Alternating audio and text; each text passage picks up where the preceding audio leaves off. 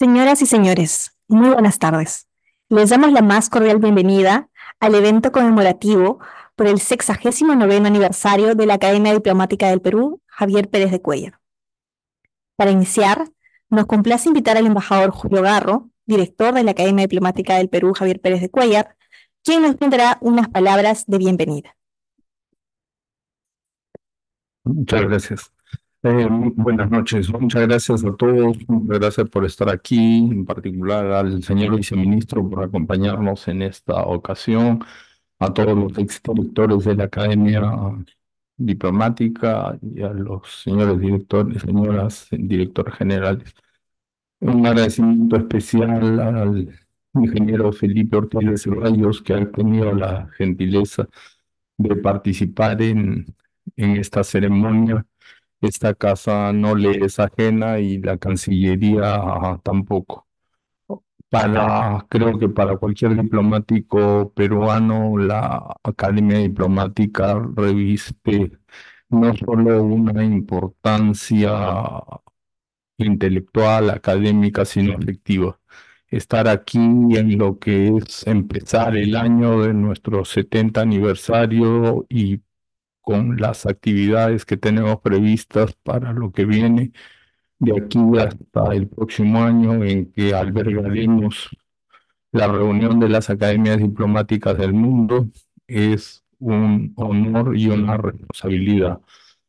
Pero más que eso es un sentimiento. La academia diplomática es algo particularmente cercano a todos nosotros y nos alegra muchísimo poderlo celebrar en familia, poderla celebrar con amigos tan cercanos como el ingeniero Felipe Ortiz de Ceballos. Sin más, quisiera dar la palabra al señor viceministro que nos acompaña esta tarde. Muchas gracias. Muchas gracias, señor director de la Academia Diplomática, señores embajadores, alumnos, amigos todos.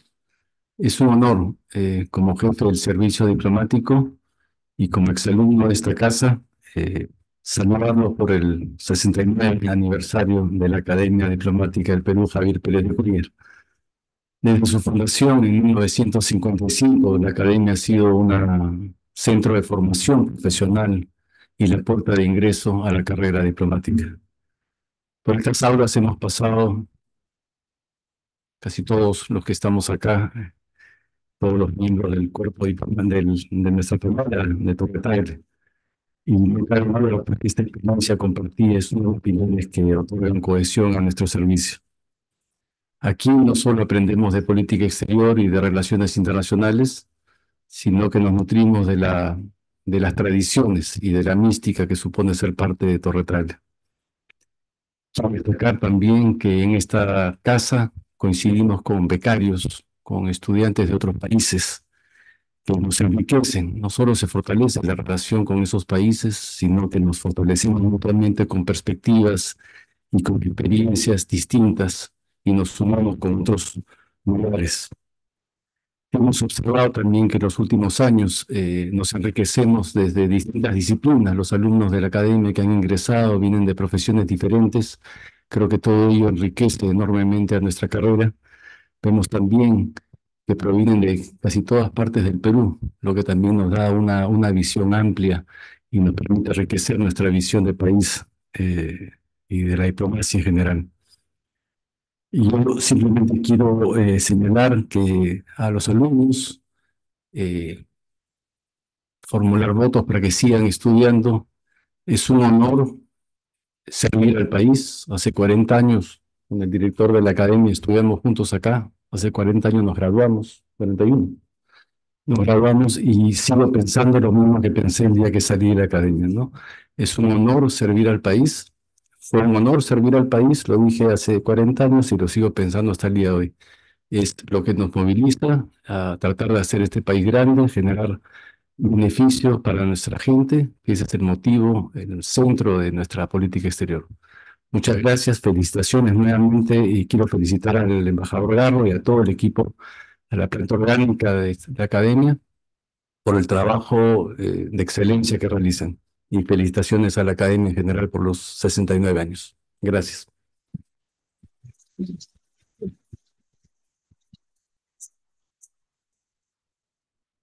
Agradecemos las amables palabras del embajador Julio Garro y del embajador Peter Camino. A continuación, damos inicio a la conferencia titulada Desafíos de la próxima década, a cargo del ingeniero Felipe Ortiz de Ceballos.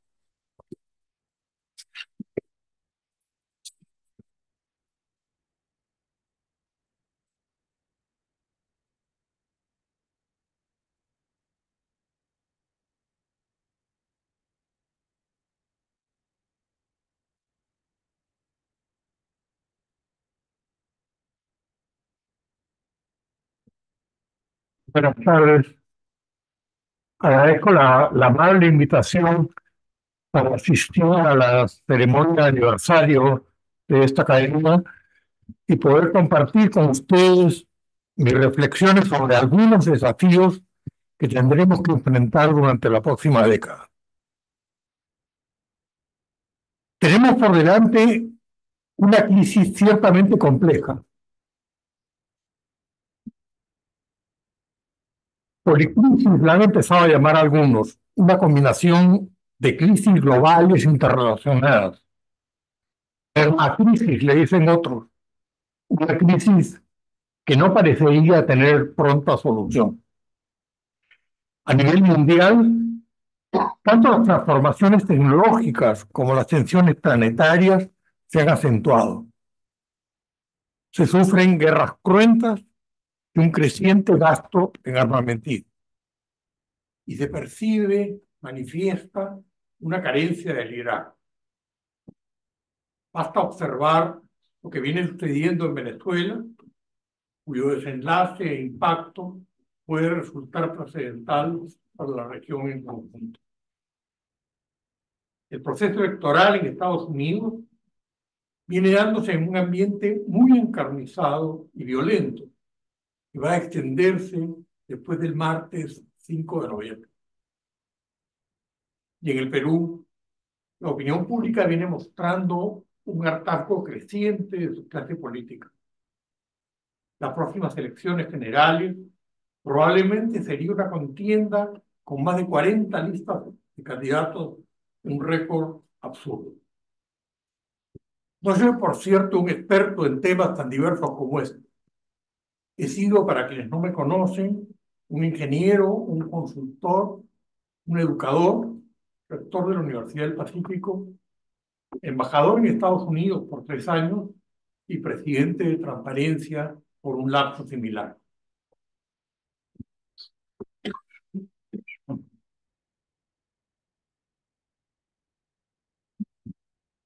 Tal vez una referencia valiosa para iniciar esta charla sea el TED Talk que Jan Bremer diera el año pasado, en la cual, en apenas 15 minutos, postuló un diagnóstico de la actual situación internacional. En ella, Bremer afirma que durante la próxima década se experimentarán 3 procesos superpuestos. En el campo militar, Estados Unidos seguiría manteniendo su calidad de superpotencia. Ningún otro país podría hacerle frente uno a uno. Ahora bien, las Fuerzas Armadas de Estados Unidos han sido dimensionadas para hacer frente hasta a 3 guerras simultáneas. Y ya tenemos la invasión de Rusia a Ucrania, el enfrentamiento entre Israel y Hamas, y abundan las nubes de mal presagio sobre eventuales reacciones en Irán, Corea del Norte y Taiwán.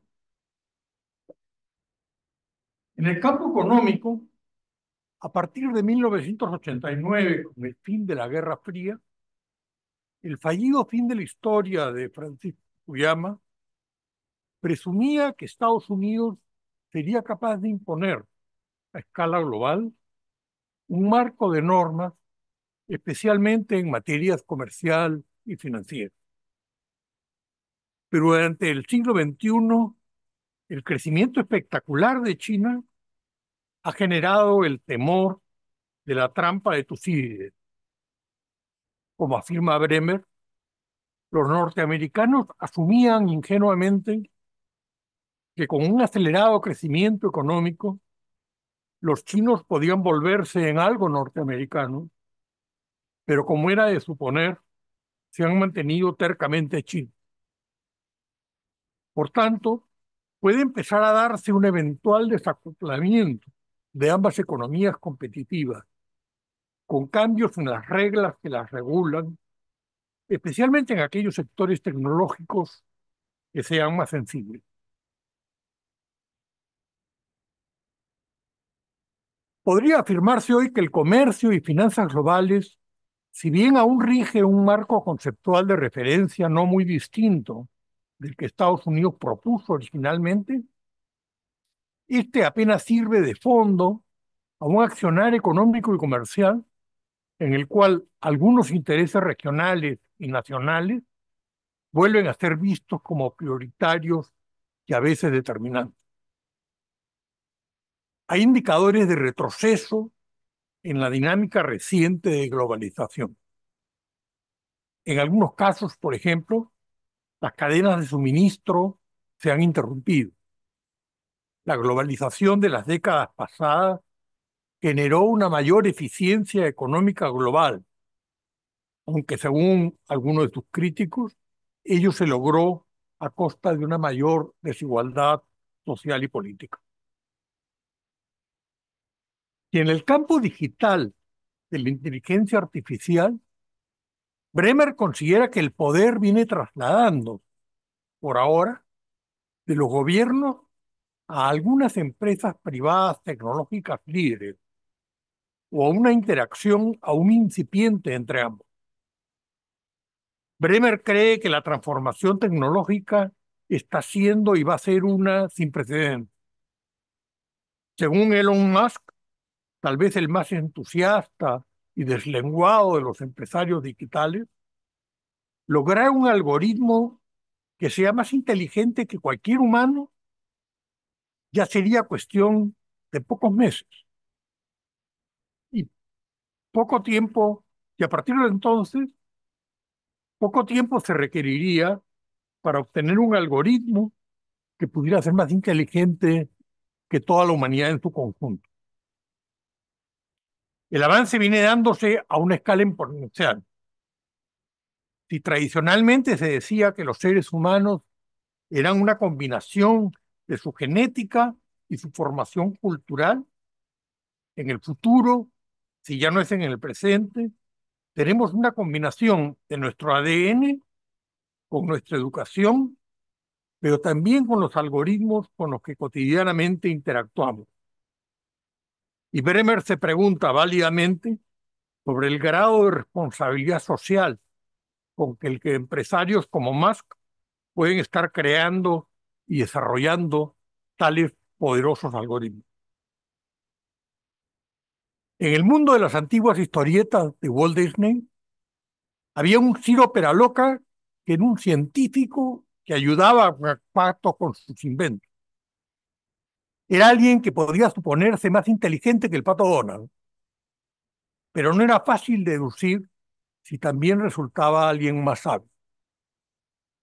Y Bremer concluye su corta charla planteando que si en 1989, al final de la Guerra Fría, no siempre de manera eficiente y con no poca hipocresía, Estados Unidos se vanagloriaba de exportar democracia, no poca de la tecnología que ahora exporta, como lo reconoció el fundador de Twitter en algún momento, en vez de promover la democracia, la viene degradando.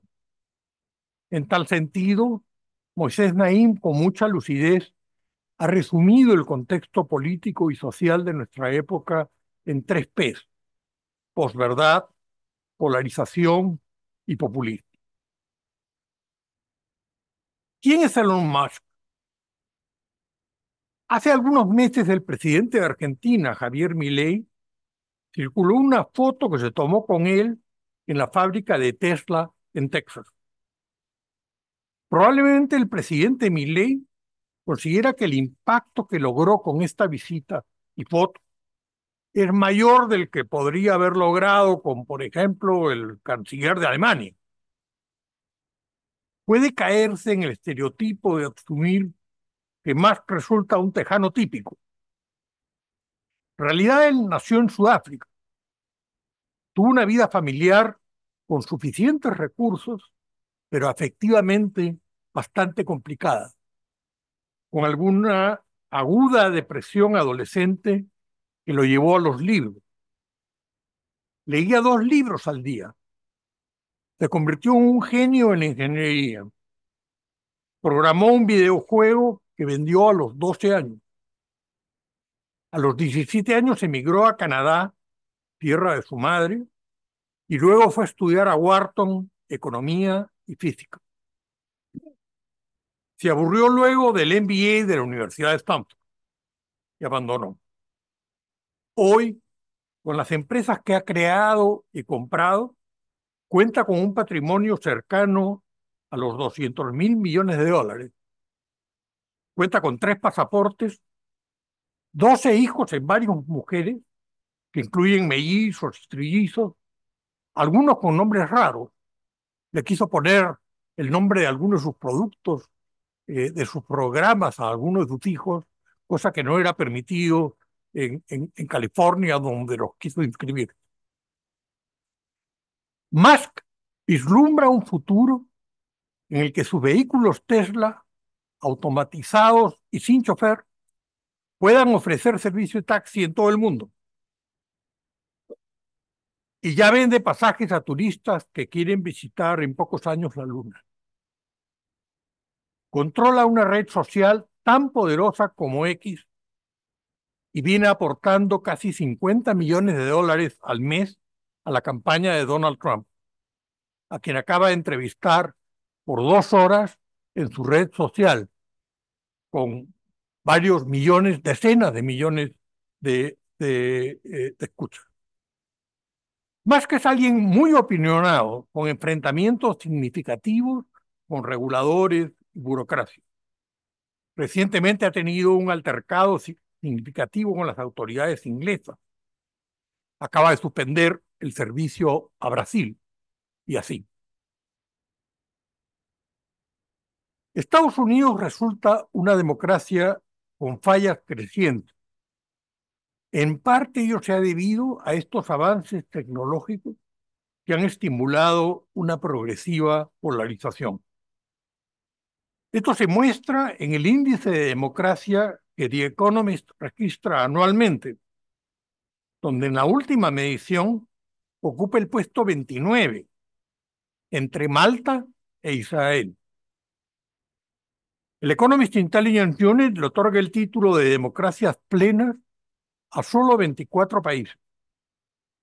Desde hace 14 años, Noruega ocupa el primer lugar. Y todos los otros países nórdicos, los 4, Suecia, Dinamarca, Finlandia e Islandia, se encuentran entre los 10 países mejor calificados. La polarización en curso ha degradado la cultura política en Estados Unidos, que antes era una más abierta y amable.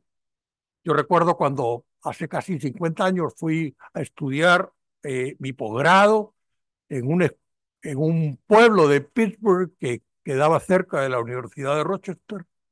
En la cuadra en donde yo vivía, donde me alojó una familia, todos conocían los nombres de los vecinos, cosa que me sorprendió viniendo de Lima. Y nadie cerraba con llave las casas. O sea, los vecinos de la cuadra entraban y salían y iban a jugar a una cancha de tenis que estaba ahí en la esquina. De ese puntaje de casi 9 sobre 10 hasta hace pocos años, ha caído a poco más de 6 sobre 10 en el último registro. Esta polarización también ha ocasionado un retroceso paralelo en la calidad del funcionamiento de su gobierno.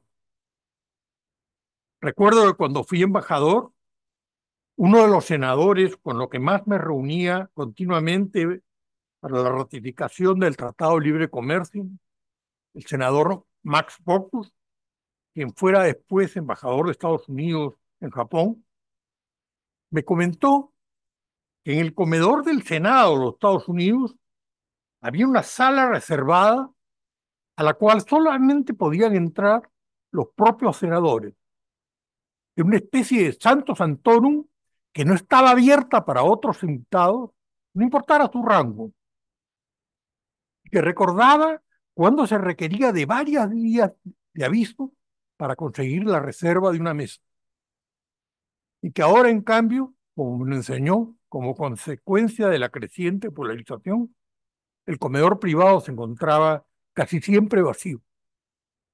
Los senadores republicanos y demócratas ya habían dejado de conversar e interactuar entre sí.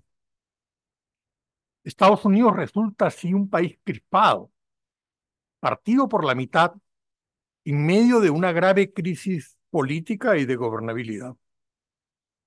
La última proyección de las encuestas permite adelantar que la elección de noviembre será muy estrecha, y por la conformación del colegio electoral, los republicanos podrían ganar la elección incluso si perdieran hasta por 3 o 4% la votación popular, que es la ventaja que los demócratas le llevan actualmente a los republicanos. Así que es una proyección de empate en donde alguien podría ganar la elección popular y perder el colegio electoral. Países como China y Rusia van a estar tentados a intervenir en las redes sociales para favorecer al candidato que sus gobernantes prefieran.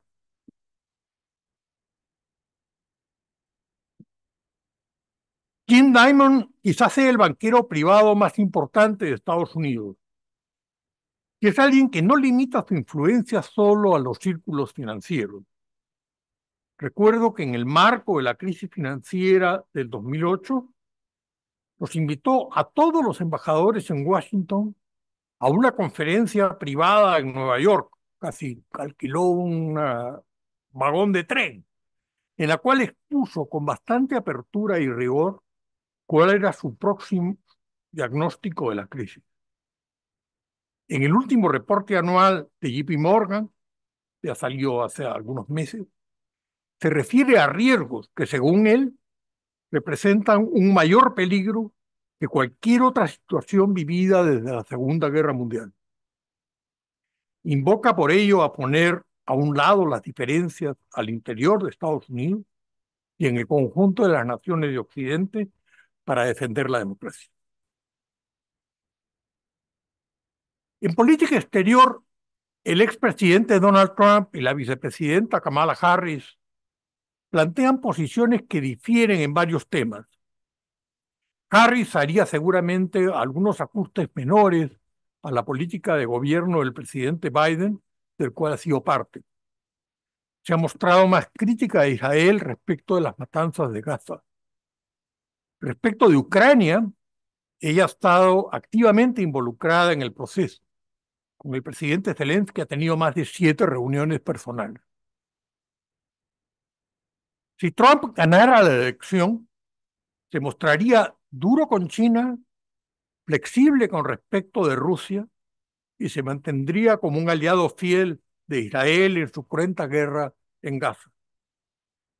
Respecto a la guerra en Ucrania, ha anunciado que forzaría una rápida paz.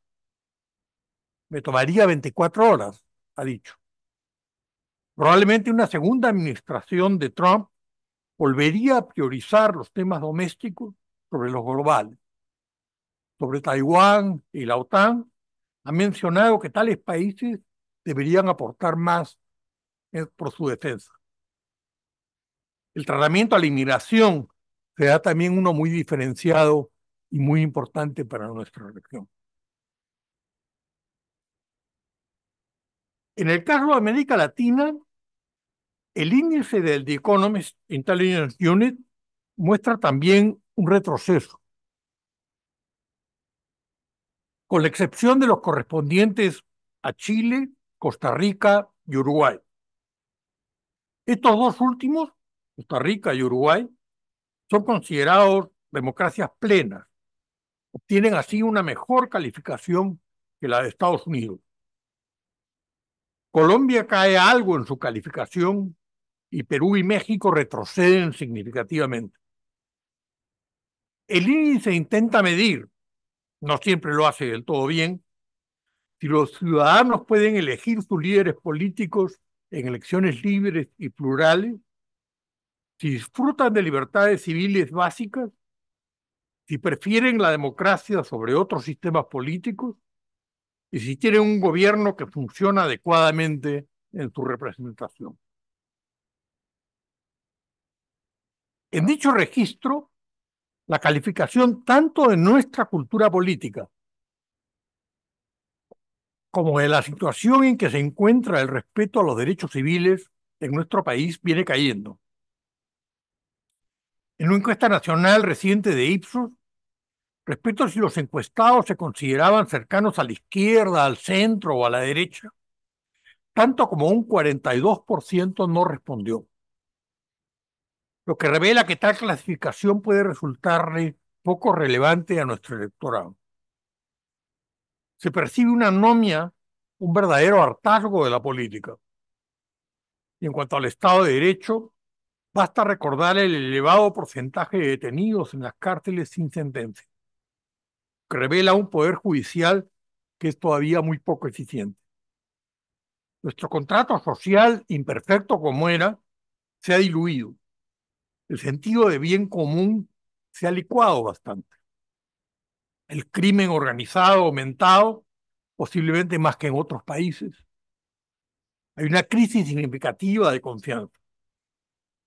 En un artículo que publiqué el 28 de julio en Perú 21, comparaba al Perú con Marruecos,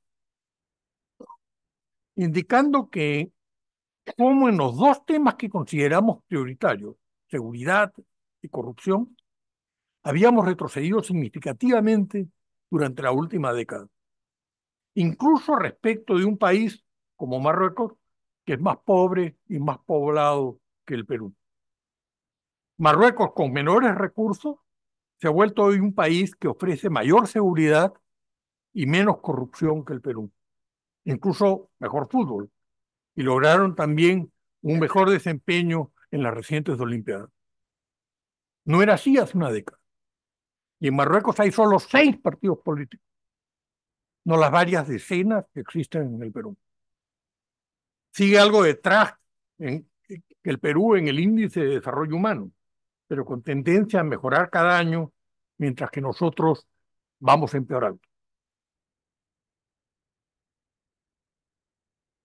A escala global, ¿qué riesgos son los que más preocupan hoy? En un mundo tan sacudido por la guerra entre Rusia y Ucrania y el conflicto en Medio Oriente, tal vez el análisis de riesgos que anualmente registra el World Economic Forum sea bastante representativo de lo que la élite empresarial, intelectual y política percibe. En enero pasado, los 5 principales riesgos considerados fueron: 1, cambio climático; 2, noticias fake manejadas por inteligencia artificial; 3, polarización social y política; 4, riesgos inflacionarios; 5, ciberataques. Es interesante también las diferencias que se presentan cuando a estos encuestados se les pregunta sobre cómo vislumbran los riesgos a 2 años y a 10 años. A 10 años, los riesgos ambientales resultan los más hintados y la desinformación digital pasa de ser el primer riesgo a 2 años al quinto en 10 años. Como la muestra constituye una de individuos bastante proactivos y optimistas, muchos asumen que los demás riesgos a 2 años, la polarización social, los ciberataques, incluso la guerra entre estados, podrían gradualmente ser atenuados. Son considerados problemas para los que habría alguna solución. En la historia de la humanidad se han repetido policrisis como la actual, desde el final del Imperio Romano, la época medieval, con la peste negra, por ejemplo. Una diferencia esta vez es que gracias a los avances de la tecnología, las soluciones a los problemas se ven más cercanas y amplias que en cualquier otro momento crítico del pasado. Este ritmo innovador viene acelerándose, tal vez en respuesta a alguno de estos propios desafíos. Inglaterra, por ejemplo, ha logrado la semana pasada anunciar que ha reducido su dependencia energética del carbón de 100 a 0%. De ser así de bien usada, no es fácil prever los beneficios significativos que la inteligencia artificial podría generar en servicios tan esenciales como medicina, educación, energía. Sin embargo, los desafíos que tenemos al frente son inéditos. El mapa que se muestra en la pantalla indica el calentamiento planetario durante el pasado mes de junio, el mes más caluroso de la historia. El año 2024 va a superar el récord registrado el año 2023, año que tuvo el fenómeno del Niño como un estímulo a ese récord. En el Perú, por ejemplo, nuestros glaciares ya han disminuido en un 60% respecto de hace medio siglo. Nuestra cordillera Blanca corre peligro de perder el nombre. En marzo pasado, Río de Janeiro tuvo un día en que se sufrió una sensación térmica de 60 grados centígrados. En la página web del World Economic Forum puede encontrarse información abundante y actualizada sobre lo que implica el desafío del cambio climático, los impactos sobre la sostenibilidad de la tierra, las cosechas de los alimentos, sobre el actual costo social del carbón, sobre la inversión en iniciativas que vienen atenuando el proceso, sobre el requerimiento de una mejor comprensión social y global de los riesgos asociados al mismo, así como sobre la necesidad de construir alianzas globales para hacerle frente, y por último, sobre el ritmo requerido de la transición hacia una energía más limpia. En noviembre del año pasado, a pesar de sus enfrentamientos, China y Estados Unidos, las dos más grandes economías, responsables en conjunto del 40% de las emisiones de gases de efecto invernadero, tuvieron la lucidez de firmar un acuerdo de colaboración para hacer frente a este desafío. Y China viene exportando últimamente algunos nuevos productos de energía limpia a América Latina. El periódico The Guardian de Londres reporta con regularidad el cuadro que se muestra. Las partes por millón de dióxido de carbono presentes en la atmósfera. Insiste con este mismo cuadro porque cree que es el que concentra la atención del problema, ¿no? Actualmente ha alcanzado 425, cuando en 1990 se había establecido un límite de 350 como el máximo tolerable. Por eso estamos 75 partes por millón, un 20% por encima del tope.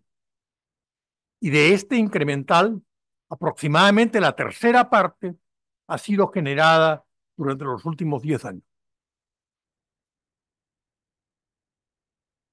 En las redes sociales suelen compartirse frases divertidas creadas por la inteligencia artificial. Hay hasta concursos de chistes. ¿Por qué son tristes los libros de matemáticas? Plantea uno. Pues porque están llenos de problemas. Y así.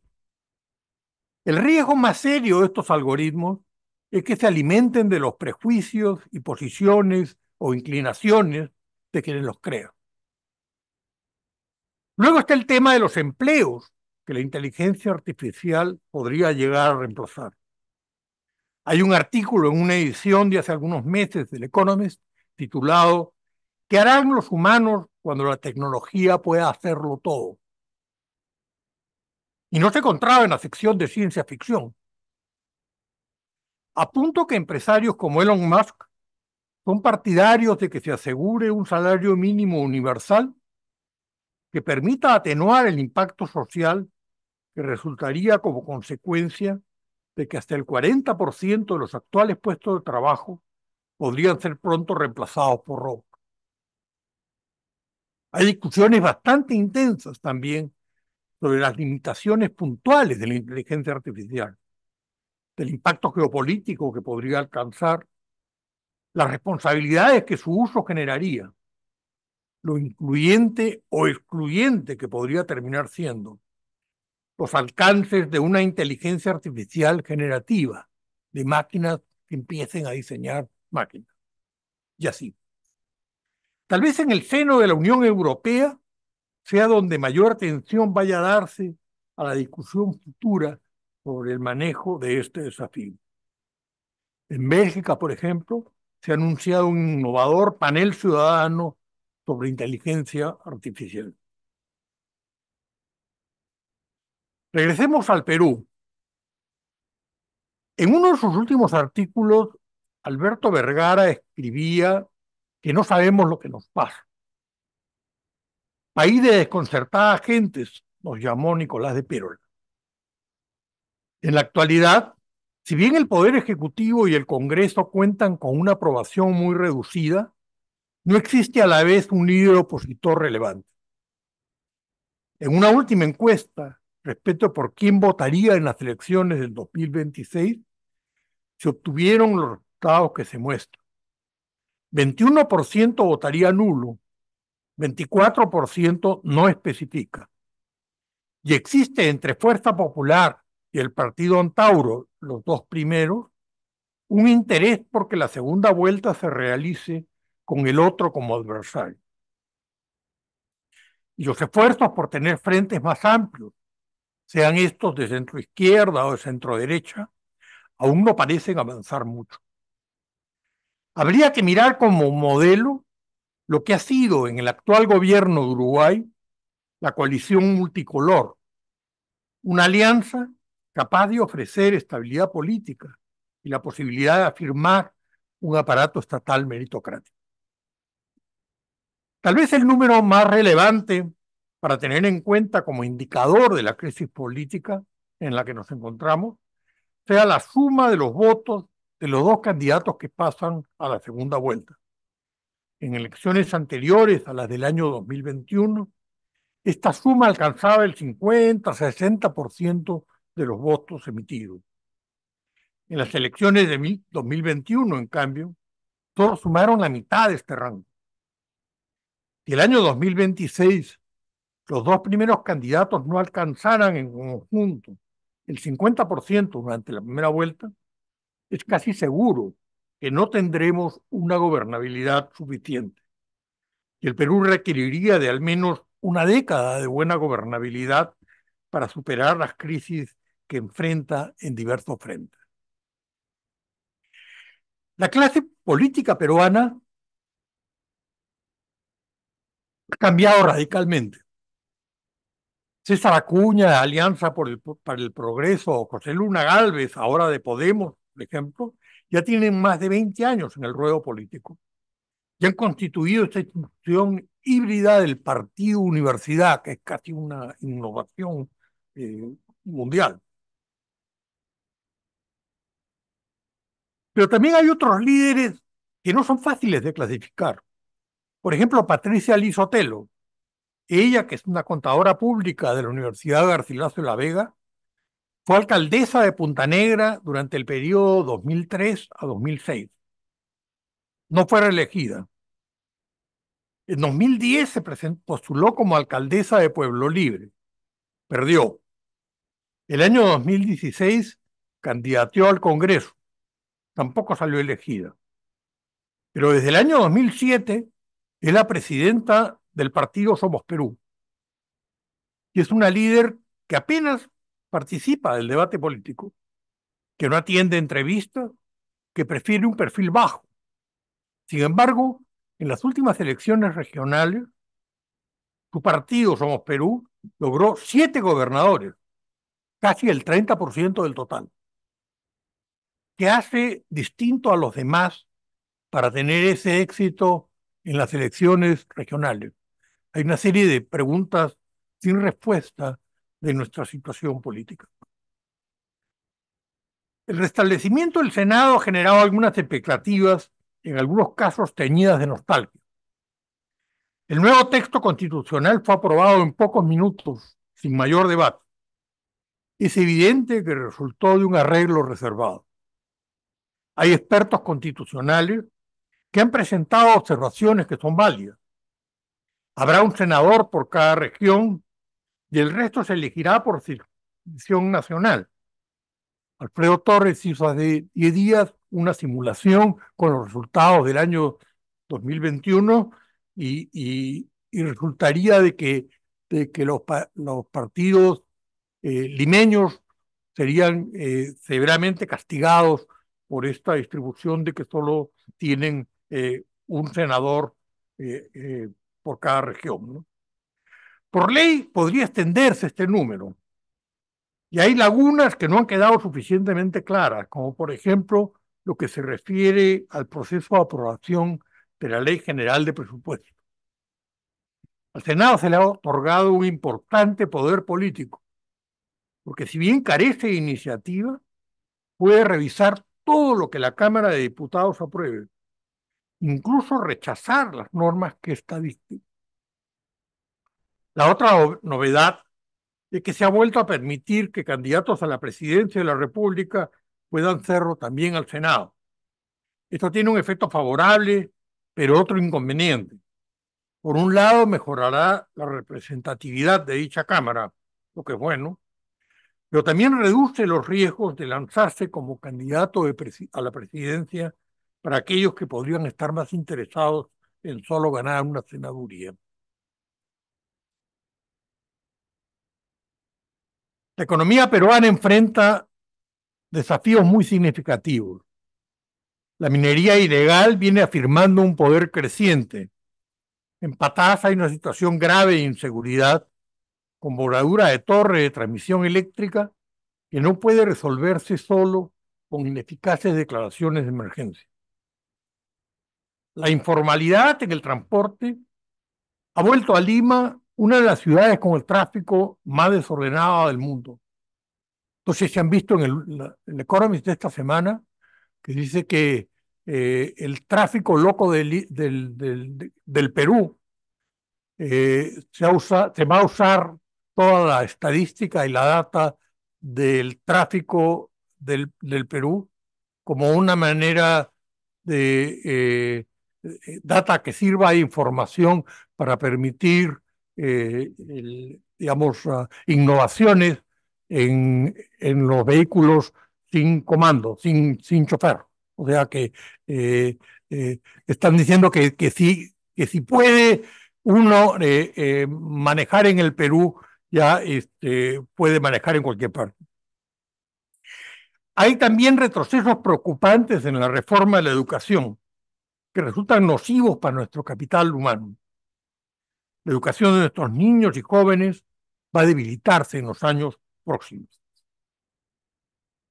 Y esta elevada rotación ministerial constituye también un indicador de la crisis política vigente.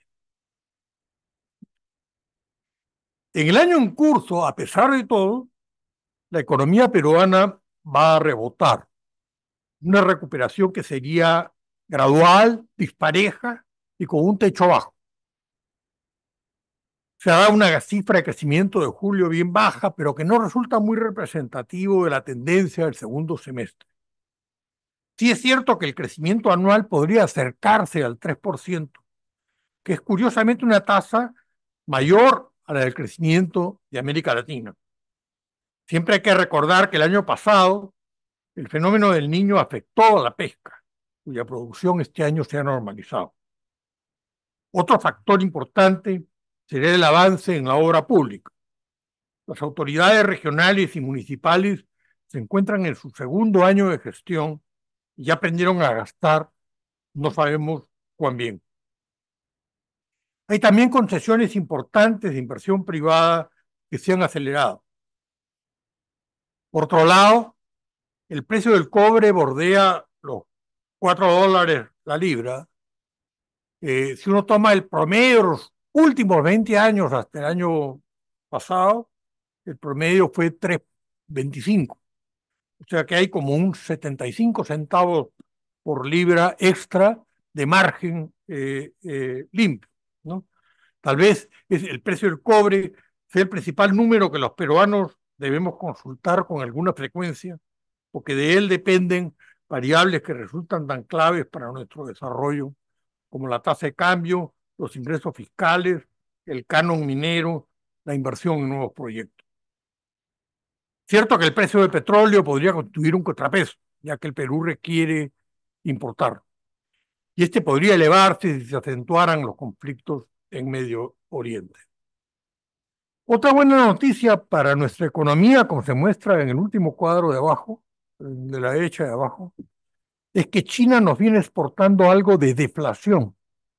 Las importaciones provenientes de China, algunas de ellas de alta tecnología, vienen bajando de precio.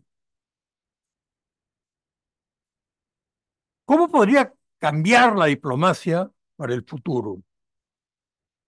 Recuerdo que hace más de 20 años me pidieron un texto en homenaje a Carlos García Bedoya, precisamente a los 20 años de su muerte. En el mismo hice referencia a un discurso del presidente John Kennedy en el que se refería a los 4 valores más relevantes en el ejercicio de la función pública: el coraje, la dedicación, el buen juicio y la integridad. Una vida bien vivida, escribí entonces, es una de riesgos calculados. Hay que intuir el futuro y ayudar a construirlo con audacia y perseverancia. El Perú requiere una diplomacia activa y creadora para hacer frente a desafíos como los que he intentado resumir en esta breve charla. ¿Cómo debería el Perú manejar en el futuro sus relaciones con Estados Unidos y China, para eventualmente beneficiarse de sus tensiones y no caer víctima de sus inminentes conflictos?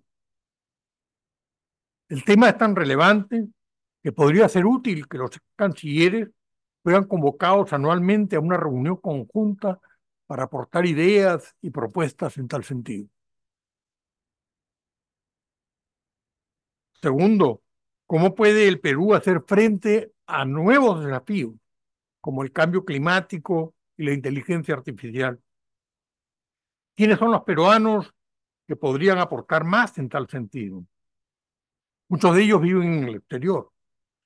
¿Cómo aprovechar sus sugerencias e iniciativas? La inteligencia artificial viene comprimiendo aceleradamente el tiempo y la distancia. Se requiere de una diplomacia más abierta y al día. Y en la crisis que vive la democracia en el Perú, ¿qué rol interno podría jugar nuestro cuerpo diplomático? Yo creo que uno más relevante que el actual. El populismo que viene acentuándose se alimenta de 2 factores muy peligrosos: del miedo al futuro y del odio al diferente. El diplomático es alguien que por esencia y formación sabe respetar al diferente y que podría contribuir en ofrecer una proyección que sea más racional y esperanzadora para nuestro futuro común. En tal sentido, esta academia, que cumple hoy 69 años, debe comprometerse con formación de diplomáticos que puedan contribuir a este importante desafío. Muchas gracias.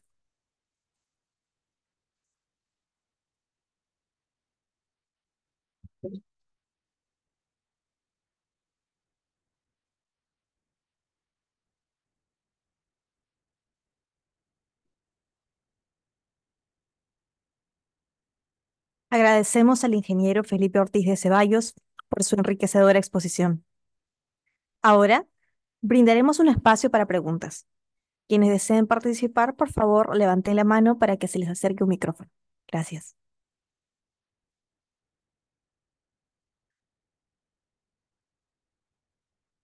Sí, Ministro, director, ingeniero Felipe Ortiz Ceballos, muchas gracias por esta presentación que abordan distintas técnicas que son relevantes para nuestra formación. Y a partir de ello me gustaría formularle un par de preguntas. En el contexto particular que usted nos ha expuesto en de fragmentación política, de confianza institucional, esta confianza podría preguntar el Estado peruano implementar una visión nacional compartida que permita enfrentar esta crisis de la cual usted nos ha explicado y avanzar sobre su término. En el marco de dichas dinámicas, ¿cuál considera usted que es el rol que deberíamos nosotros, los futuros jóvenes miembros del servicio diplomático, desarrollar los efectos de la transición del país? Muchas gracias.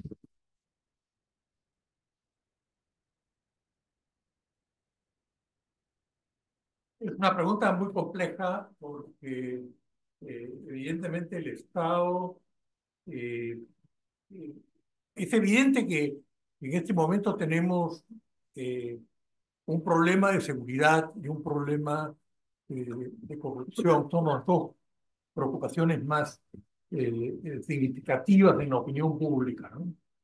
Y, y hay muy poca credibilidad en la clase política. Entonces, evidentemente, se tiene que dar como una transición para lo cual las elecciones son una oportunidad especial. Pero claro, ¿qué tendría que hacer el Estado? Bueno, hacer que las reglas de esas elecciones sean más favorables, ¿no?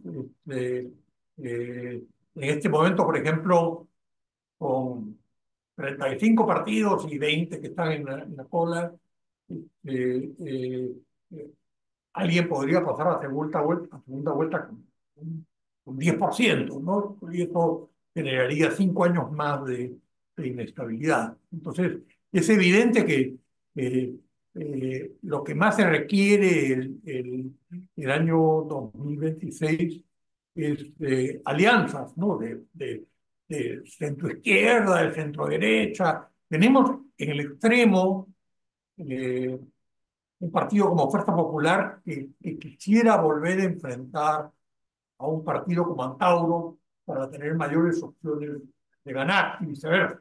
Entonces, en el medio de estos dos extremos tenemos una cantidad de partidos de centro izquierda y centro derecha que en realidad si hiciéramos un examen y decir cuáles son las diferencias que usted tiene contra cada uno de los demás, este, las diferencias serían los nombres de las personas.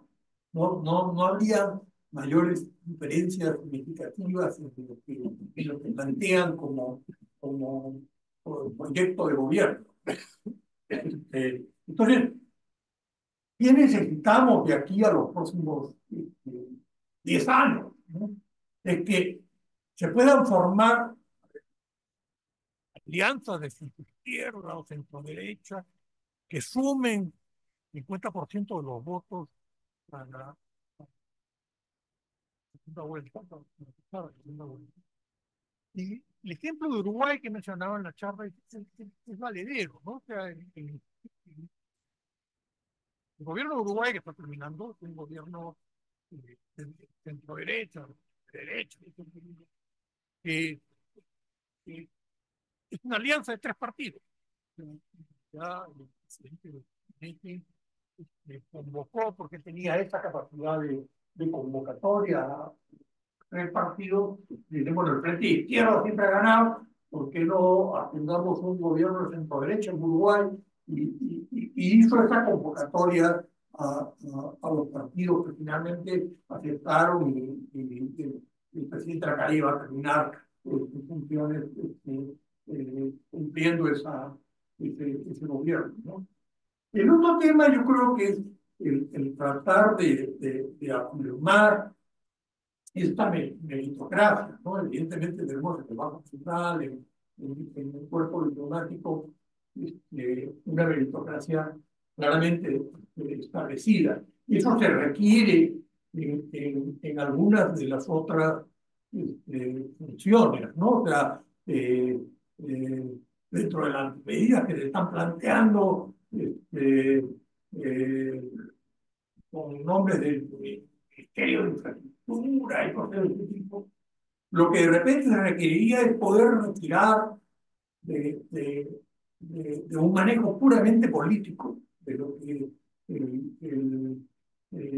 aquellas cosas que impliquen un componente técnico necesario y poder garantizar a quienes formen parte de ese grupo, de esa unidad, ¿no? Una este, eh, suficiente autonomía respecto de las demandas políticas, ¿no? Entonces, yo creo que el Perú hoy día, si uno lo mira como un economista macro, ¿verdad?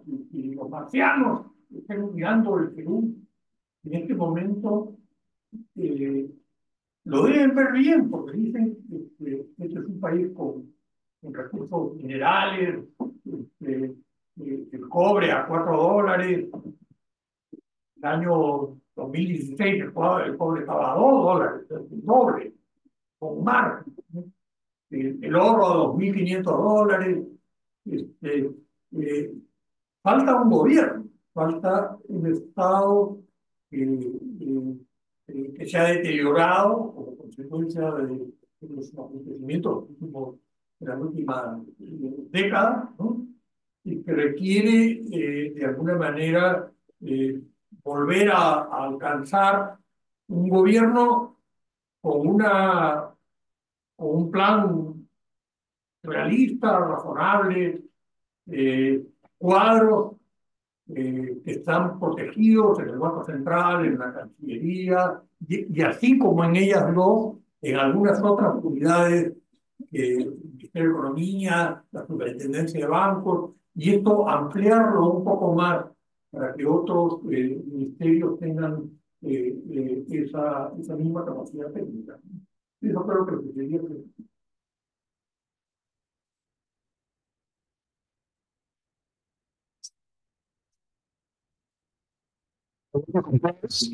A título personal, en nombres hablando de primer año de nuestra comisión, estamos muy contentos por parte de este 69 aniversario de la Academia Diplomática de compartir con cada uno de ustedes, en especial con el ingeniero Tomás Ceballos. Y por eso queremos aprovechar más que hacerle una pregunta para un consejo para este grupo de aspirantes al servicio diplomático que han tomado una decisión firme y voluntaria de dedicar el gusto y su vida al servicio del Estado peruano y en general a cada uno de los ciudadanos peruanos. Y valoramos su experiencia, porque sabemos que viene tanto con amplio conocimiento en el sector privado como en el ámbito público, e incluso en la embajada peruana en los Estados Unidos. Por eso, lo quisiéramos saber cuál sería su recomendación, su consejo, para que nosotros podamos incorporarnos a este servicio, para poder afrontar una política exterior que se adapta a estos nuevos desafíos, a ese escenario de incertidumbre que usted plantea, y poder controlar de una manera eficiente en el servicio. Gracias. Yo creo que hay, cuando uno mira el futuro, hay cosas que debemos mantener de tradición del pasado y cosas que debemos innovar y estar abiertos a cambios dramáticos como los que tenemos al frente. Yo creo que eh, en estas etapas de crisis, creo que cuerpos diplomáticos prestigiados como los que tiene el Perú eh, pueden contribuir mucho a la sociedad de la que forman parte, ¿no? Por, por eso que planteaba al final de lo que mi charla, ¿no?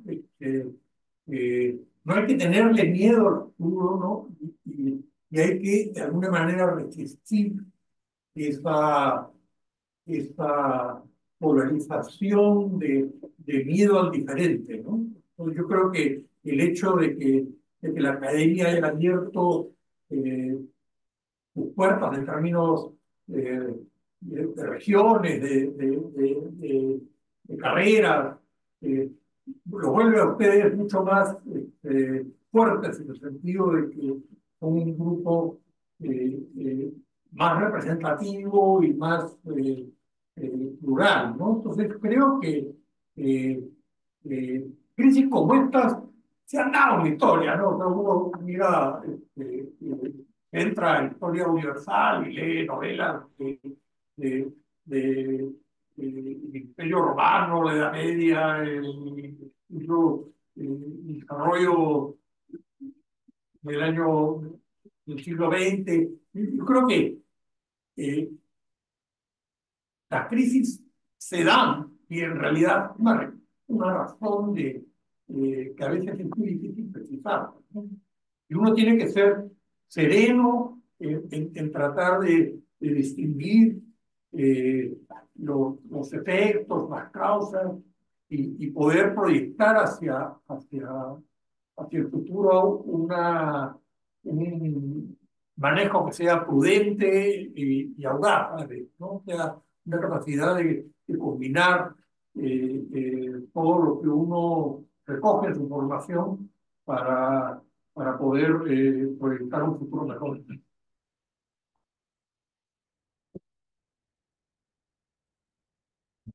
A continuación, el embajador Julio Garro. Ah, perdón.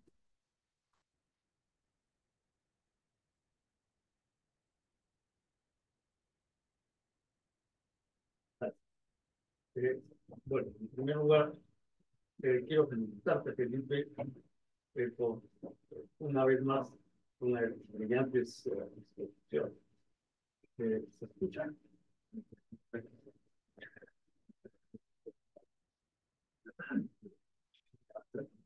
Bueno, te decía que una vez más quiero felicitarte por una de tus brillantes exposiciones.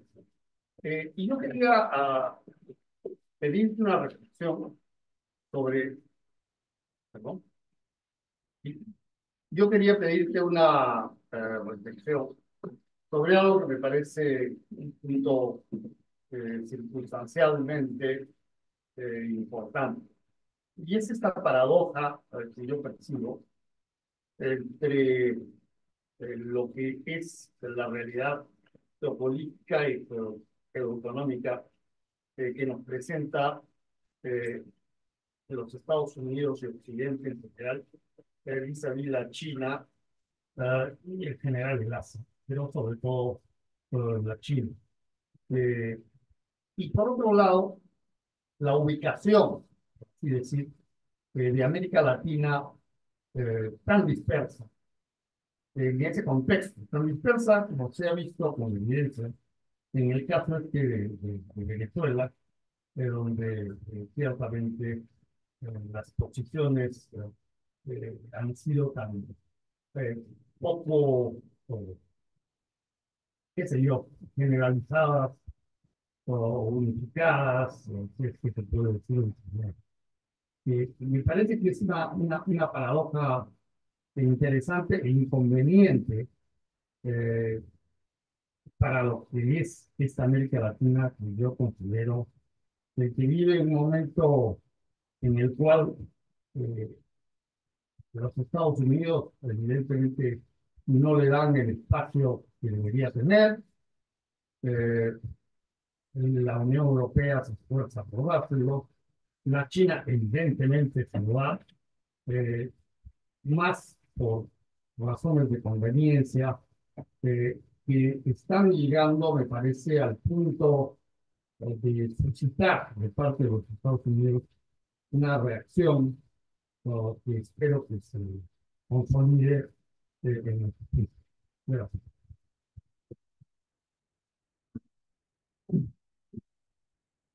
Y evidentemente en América Latina hemos sido como el la región del futuro siempre, ¿no? O sea, de que no podemos concretar muchos de los avances que se anuncian parcialmente, ¿no? O sea, siempre nos hemos considerado debajo de Estados Unidos y Europa, pero encima de Asia y África.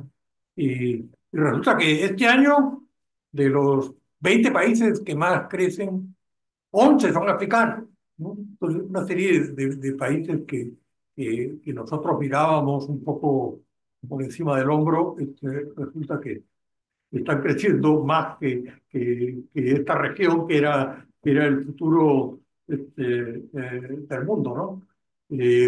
Sí, yo creo que eh, ese qué hacer cuando podemos ser parte de esa relación rara en que el gobierno de Estados Unidos no le interesa mucho participar. A China sí le interesamos, ¿no? Hoy día ya probablemente la inversión china sea la inversión, digamos, el país que más inversión extranjera tiene en el Perú.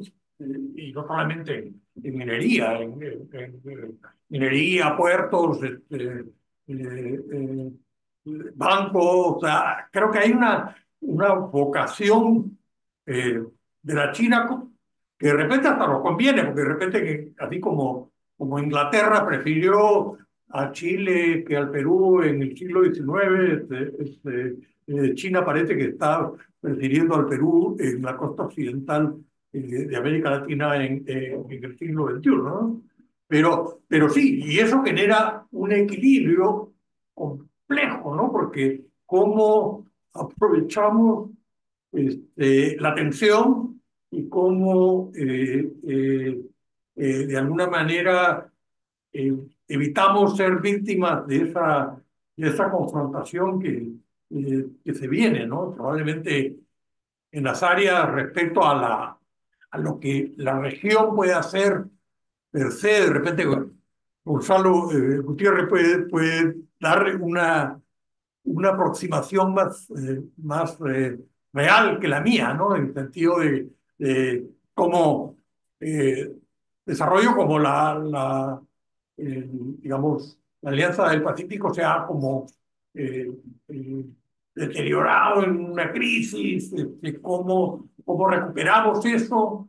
De repente lo de APEC puede constituir una oportunidad para, para definir criterios más consensuados sobre eso.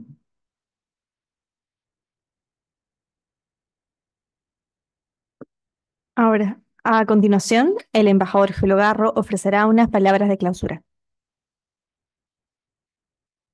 Pues muchas gracias, simplemente muchas gracias, señor viceministro, por acompañarnos y muchas gracias, ingeniero Ortiz de Ceballos, por esta ilustrativa charla. Estoy seguro que va a contribuir mucho a esa formación de nuestros futuros diplomáticos que sabrán mezclar coraje con inteligencia, sabrán aprovechar estas recomendaciones para que en el futuro no tenerle miedo, para no tenerle miedo a la diversidad y para ser agentes del cambio en tantas cosas que necesita nuestro país frente a ese mundo lleno de desafíos que usted nos ha descrito.